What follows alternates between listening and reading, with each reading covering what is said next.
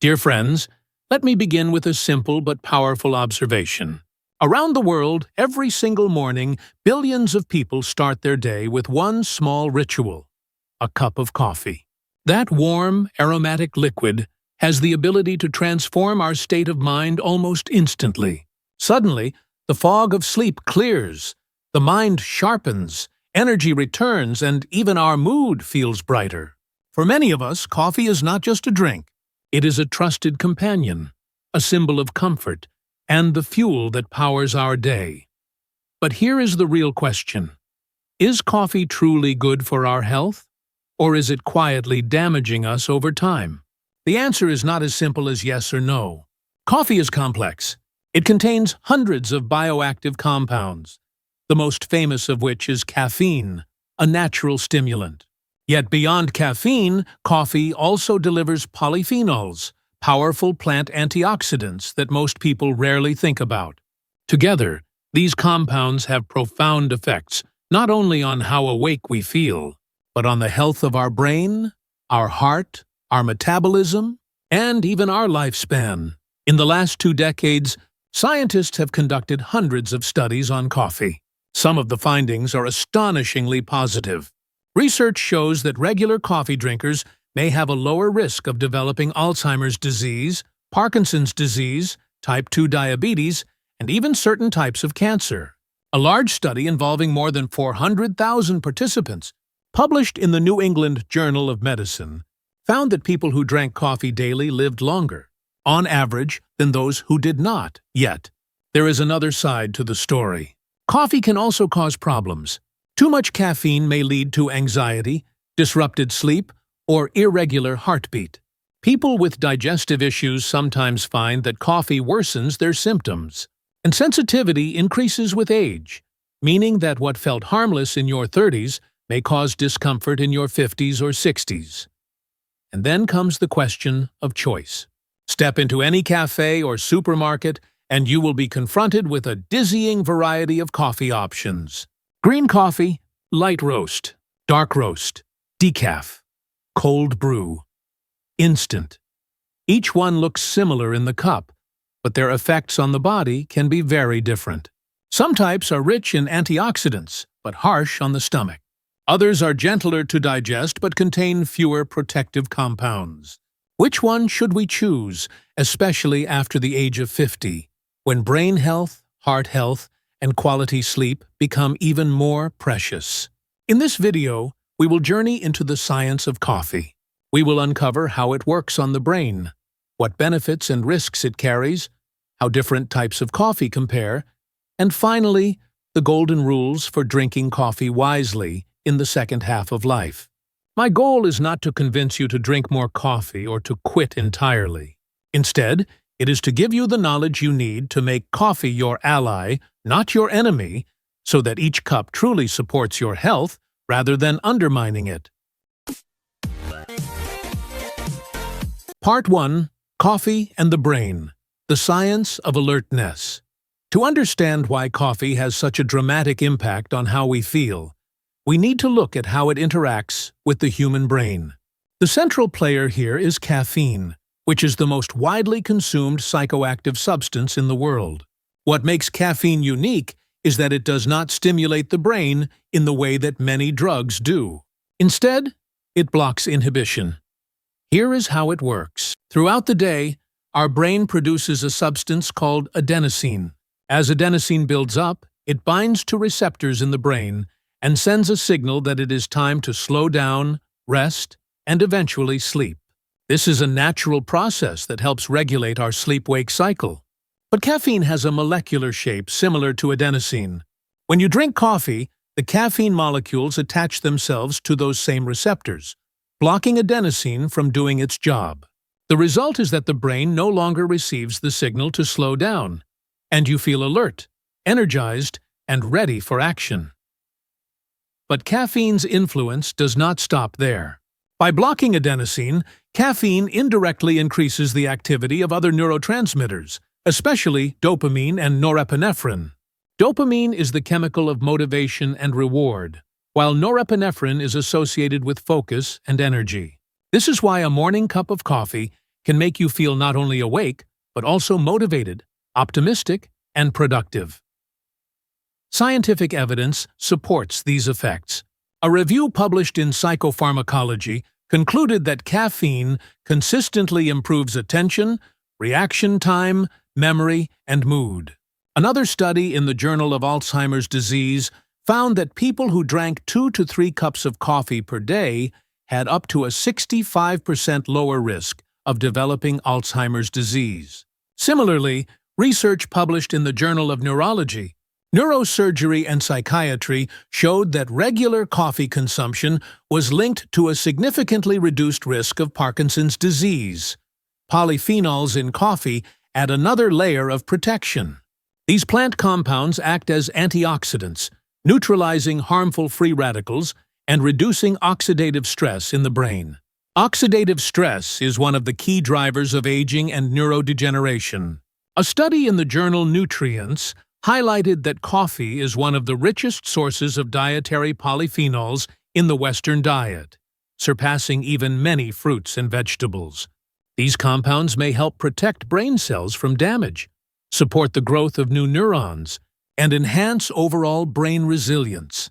So the next time you sip your coffee, remember that the effects go far beyond simply staying awake. Coffee engages with your brain chemistry in complex ways, sharpening your mind, boosting your mood, and potentially protecting your memory for decades to come. It is not just a morning ritual. It is in many ways brain food. Part 2. Benefits and risks of coffee. Coffee is one of the most researched beverages in the world. Over the past few decades, scientists have published thousands of studies, and the results tell a fascinating story. Coffee has undeniable benefits, but it also carries risks if consumed without moderation. Let us begin with the positive side. Coffee has been linked to longevity. In a massive study of more than 500,000 people across 10 European countries, published in the Annals of Internal Medicine, researchers found that coffee drinkers had a significantly lower risk of death from all causes compared to non-drinkers.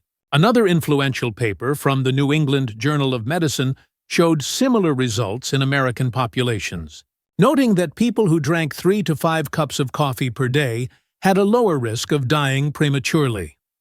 Coffee is also protective against several chronic diseases. Regular consumption has been shown to lower the risk of type 2 diabetes by as much as 30%, according to research published in Diabetologia. In the field of liver health, coffee appears almost miraculous. Studies in the Journal of Hepatology reveal that coffee drinkers have a reduced risk of cirrhosis, non-alcoholic fatty liver disease, and even liver cancer. For cardiovascular health, a meta-analysis in the European Journal of Preventive Cardiology found that moderate coffee consumption was associated with a lower risk of heart failure and stroke.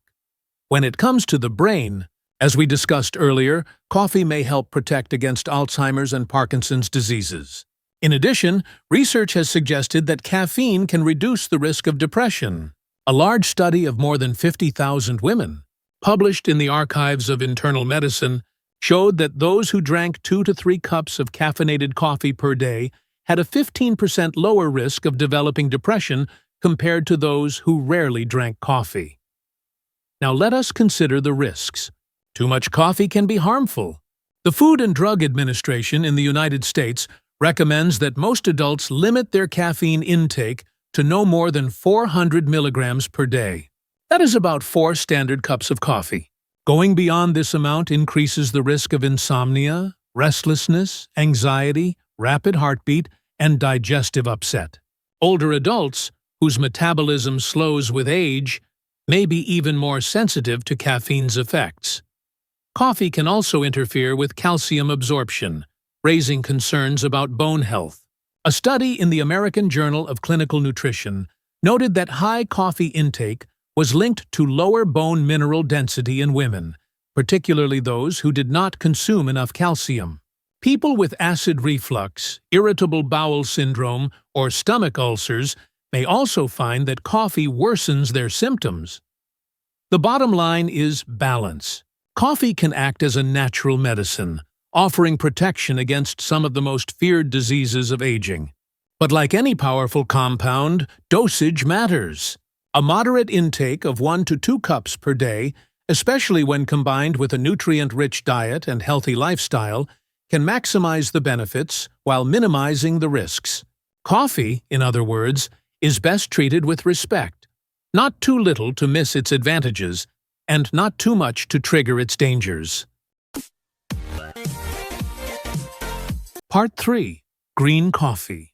Light roast, dark roast, and decaf. Not all coffee is the same. Even though every cup looks similar once it is poured, the way the beans are grown, processed, and roasted makes a remarkable difference in the chemical composition and the health effects. Understanding these differences can help you make the right choice for your body, especially after the age of 50, when sensitivity to caffeine increases and the digestive system becomes more delicate. Let us begin with green coffee.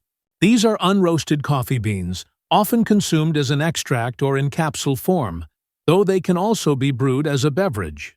Green coffee is particularly high in a compound called chlorogenic acid, a powerful antioxidant that has been studied for its potential to regulate blood sugar and support weight management.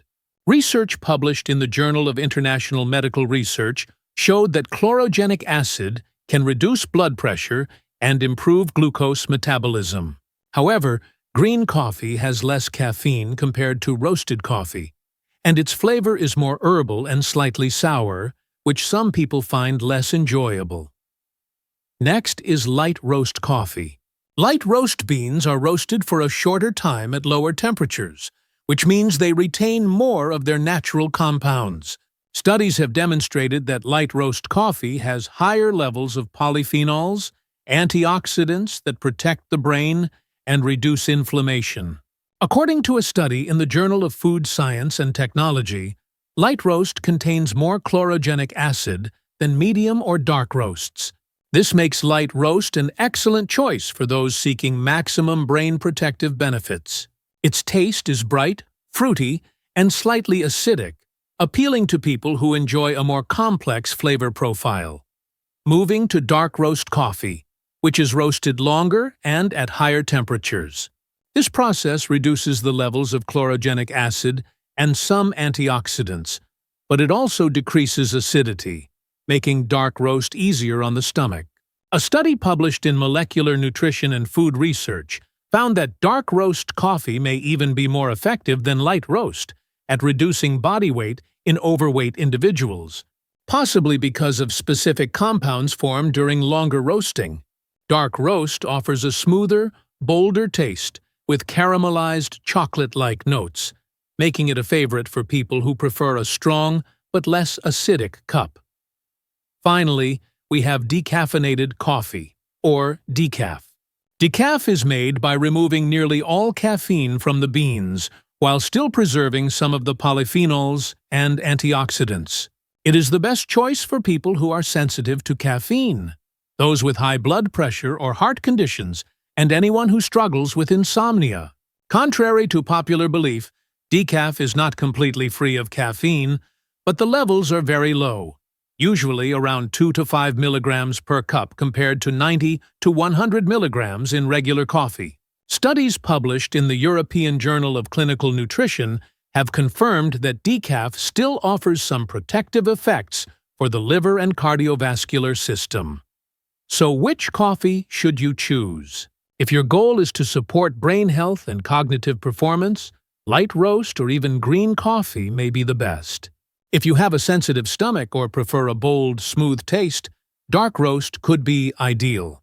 If you need to avoid caffeine altogether but still want some antioxidant benefits, decaf is the right choice. Remember, there is no single perfect coffee. The best choice is the one that fits your personal health condition, your tolerance for caffeine, and your taste preferences. Part 4. Golden Rules for Coffee After 50. After the age of 50, our bodies change in many subtle but important ways.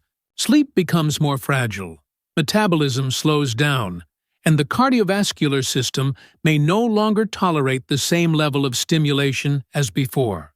This is why coffee, although full of benefits, must be enjoyed with wisdom and moderation.